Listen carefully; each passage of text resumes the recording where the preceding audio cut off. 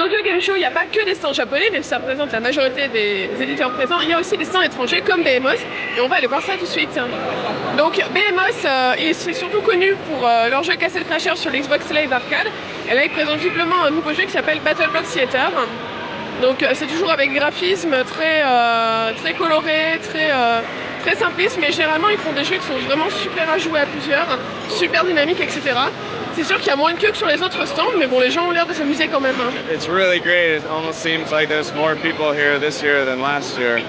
So, we're showing our newest game, Battle Block Theater, that's still being made. And we're showing Castle Crashers that's just released for the PlayStation 3 downloadable. So we'll be releasing it in Japan in the fall. So we're very excited to show everyone and share it with them. On vient de traverser le hall et on tombe sur un stand d'un éditeur qui s'appelle Gamani, un éditeur taïwanais qui a énormément grandi depuis ces dernières années. Avant ils avaient un petit stand, et là c'est beaucoup plus gros, donc on va aller voir tout de suite ce qu'ils ont. Donc visiblement ça a l'air d'être pas mal de RPG, notamment du online, hein, donc du MMORPG, avec des hôtesses qui ont des espèces d'haricots en peluche.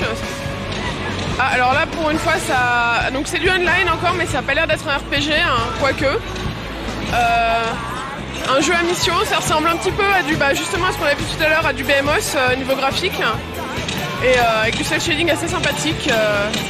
C'est vrai que ça change de tous les RPG type Heroic Fantasy qu'on peut voir sur le stand. Et visiblement aussi ils ont récupéré la licence de Langrisser, donc qui est un RPG qui existe depuis Mega Drive et PC 88 si je me trompe pas, donc qui était un truc japonais, et donc visiblement là ils doivent avoir une version online du jeu. Par contre, c'est pas Urushihara Satoshi qui a fait les designs sur celui-ci, alors que c'est le cas quand les jeux sortent au Japon sur console. Donc voilà, bon il y a encore du MMO très typé graphisme manga, on va dire, animé, donc c'est pas super original, mais bon, ça marche quand même.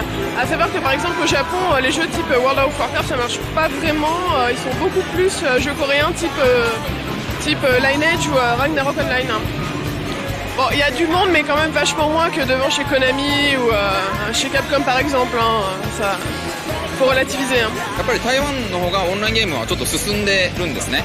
で、日本に関してはこれからマーケットがどんどんできていくかなという段階なんですけども、ただやっぱり日本の方が、ゲームってコンソールゲームですね。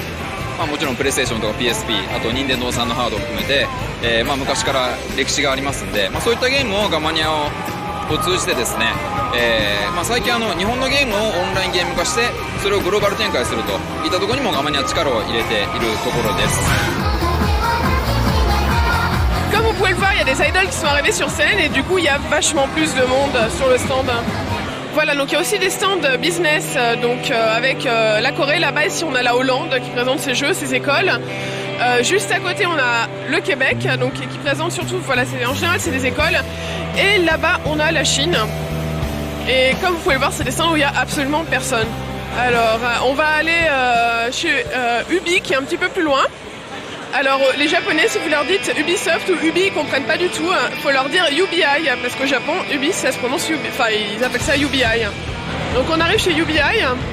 Donc les jeux présentés, donc il y a Assassin's Creed Brotherhood qui est pas sorti encore. Il y a Tom Clancy Hawks 2. Généralement ce sont des jeux qui marchent quand ils sortent sur Xbox 360. Et c'est uniquement un public masculin et plutôt âgé.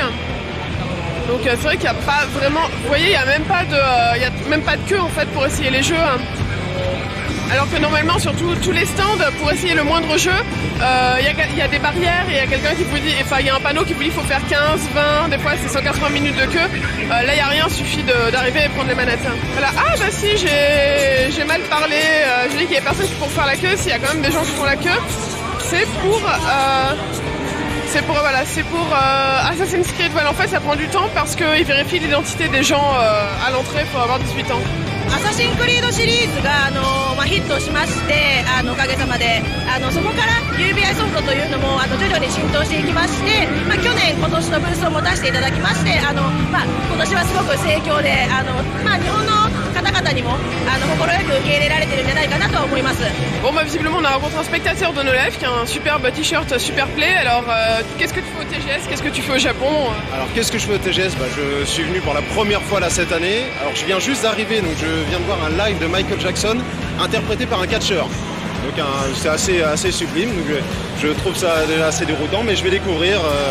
Je suis assez impressionné par la masse de monde, de bruit, d'animation qu'il y a. C'est une découverte. Moi, c'est mon premier TGS aussi, hein, je comprends. Effectivement, il y a beaucoup de monde. Voilà. Donc voilà, on vient d'assister à une présentation par Mizuguchi de Child of Eden. Donc c'est un jeu japonais mais qui est produit par l'éditeur Ubisoft qui était présent sur le salon. Et maintenant on a la chance de pouvoir essayer le jeu et de vous donner nos impressions. Ça marche plutôt pas mal. Là c'est la première fois donc que je joue. Je joue au Kinect, c'est la première fois. Et c'est la première fois que je joue aussi à Child of Eden. C'est comme Rez, hein. On lock et après on tire. Donc je lock d'abord les adversaires, enfin les cubes, et je tire dessus. Je peux tout à fait aussi locker avec la main droite et tirer avec la gauche, par exemple. Et si j'envoie les deux mains, c'est la méga bombe. Voilà.